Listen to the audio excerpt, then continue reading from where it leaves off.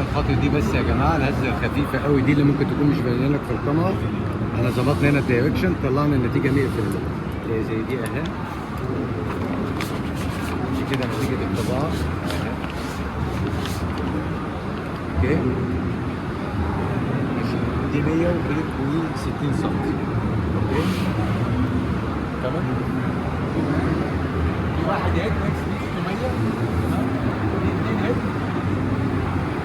2 هيد كويس. نفس فكره الثانيه برنامج الكونكت برضك اللي بيربطنا البعد بتاعتنا اللي بتربط بكابل اللان، نفس فكره الايزي جيت اهو الطباعه اهي تمام. طبعا مفيش الحته اللي دايما بنتكلم فيها اللي هي دي اهي مش موجوده كويس اهو. الكفاءه عاليه، حتى الاسود طالعه الغامق عاليه، درجات الالوان اهي ديت كده الاثنين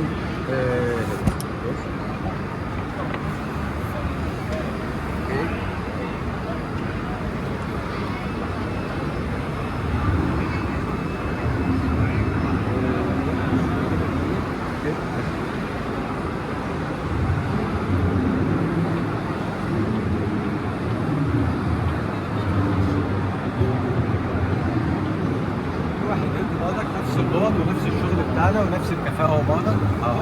احنا كل اللي بندور عليه فكره ان الالوان تبقى نقيه جدا كويس، الفاتح نازل مظبوط اهو كويس من غير اي هبل او من غير اي مشاكل اللي هي الشعر اللي بيطلع، وان دي تبقى نازله مظبوطه مع ان دي الوان فرعيه اهو اهو.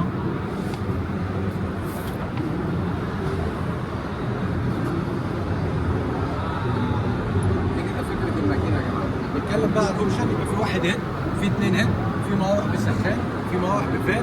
ده طبعا بيتوقف على مواصفات الماكينه تمام كده. يبقى احنا عندنا ال 180 2 هيد، ال 180 واحد هيد اللي هي اللي احنا واقفين قدامها، وال 160 وفي ال 130. نشوف الدي اف كمان. طبعا دي 30 سم، 30 سم الشكل بتاعها اهو، الشكل اهو كويس.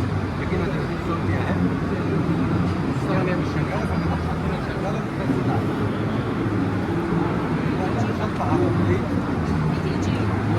سي تي تي جي يا جماعه اهي.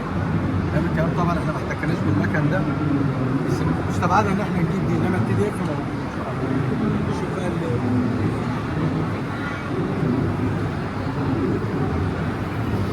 فيها يا جماعه كويس. دي 3 هيد بحيث عشان هيد السلفانه طبعا كويس النتيجه بتاعتها